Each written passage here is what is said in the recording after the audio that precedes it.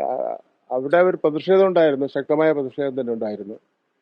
സ്വാഭാവികമായിട്ട് ഇത്ര വലിയ ജനക്കൂട്ടം പ്രതിഷേധിക്കാൻ വേണ്ടി നിൽക്കുന്ന സാഹചര്യത്തിൽ ഈ അതിന് ഒരു ശാന്തത ഉണ്ടായ ശേഷം ഇ ഡി ഉദ്യോഗസ്ഥന്മാർ ഇറങ്ങണമായിരുന്നു.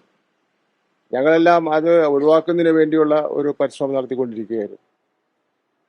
ഇപ്പോൾ എൻ്റെ നേതൃത്വത്തിൽ തന്നെ പ്രകടനം അവിടെ ഉണ്ടായിരുന്ന പ്രവർത്തകരെ വിളിച്ചുകൊണ്ട് രക്തസാക്ഷി മണ്ഡപത്തിനോടത്തേക്ക് പോകുന്ന സാഹചര്യം ഉണ്ടായിരുന്നു.